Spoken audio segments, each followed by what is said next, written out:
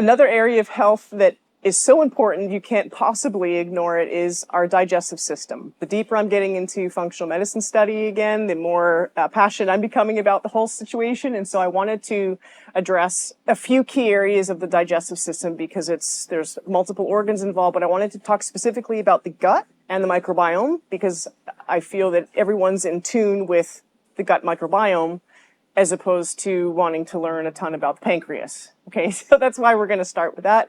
So the gut is home to trillions of bacterial species. In fact, a lot of researchers say that we are more bacteria than we are human. So the gut biome is super crucial for our health. It has a massive role in digestion to begin with. It actually helps prevent against infection, helps promote metabolism, and is such a cornerstone to our health that major disruptions in the biome or a gut biome that's more in favor of the bad bacteria than good bacteria can create some really legitimate health problems, very strongly connected to autoimmunity. So it's important that we take care of the digestive system and specifically the gut biome. And there's a couple strategies that I wanted to talk about in order to do that because it's a huge topic. And of course, lifestyle plays a huge role in the health of our gut. But there's two areas I wanted to address specifically, and that is the intake of prebiotics and probiotics. Because I've found that in the early stages of working with my nutrition clients, a lot of folks understand the word. They've heard prebiotics, and of course, almost everyone's heard of probiotics. But when I talk to them about the difference, they can't pinpoint it or really grasp how to differentiate these food sources in their diet. So I'm going to go straight into that. Prebiotics are plant-based fermentable fibers that are broken down and actually serve as food for beneficial bacteria. So just think about your gut biome as a living, breathing entity that requires a food source.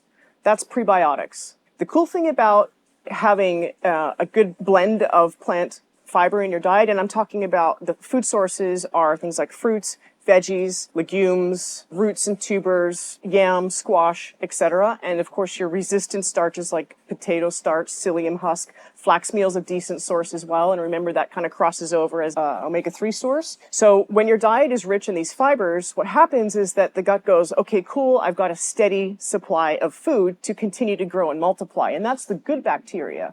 So you not only want an abundance of good bacterial species, but you want them to be able to multiply over time and grow, right? So to keep it really simple from the prebiotic standpoint is think of it like an investment portfolio where on a daily basis, you have these good plant fibers in your diet, and over time that will help to promote and multiply the beneficial bacteria inside of the gut. And it can help to slowly kind of override any bad bacterial growth you've got going on. So again, to summarize on prebiotics, good food sources are your fruits, your veggies, legumes, and stuff like yam, squash, sweet potato, etc. And then from a supplemental standpoint, you could do something as simple as get a bag of potato starch, which is about $6 and it will last you for the rest of your life, and put a small amount to start, a teaspoon in a protein shake as an example. And a resistant starch it's a starch that actually resists digestion in the stomach, makes it to the small intestine, and can then again, be a food source for those beneficial bacteria.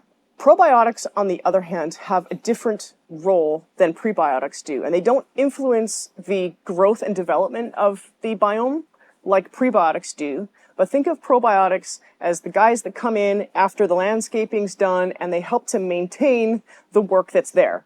So they have more of a regulatory role, and they help to regulate inflammation in the gut as well as systemic inflammation. So really, from what I understand at this point, is that taking supplemental probiotics in the absence of a good diet can serve little to potentially no use over time, or just to produce a little bit of an anti-inflammatory effect in the gut. My opinion is that you're much better off to include prebiotics and then use probiotic food-based sources to promote gut health long-term. Probiotics are found in foods with active bacterial cultures. So think kefir, which is a dairy product. Think about your fermented foods. So sauerkraut, kimchi, kombucha, etc. And good quality yogurts are, generally speaking, good sources of probiotics and can also be consumed on a daily basis. I would absolutely recommend that you start to incorporate fermented foods into your diet. That way you kind of get a nice blend of both. So again, just to summarize a little bit, is your prebiotic fibers feed and help to grow beneficial species and allow those bacteria to multiply over time and get stronger and healthier, where probiotics kind of come in, they take care of the landscape, and they reduce and can really modulate any kind of inflammatory response overall and specifically in the gut. So remember, get both in your diet and you should be on a better track long term to gut health. Hope that helped. Thank you.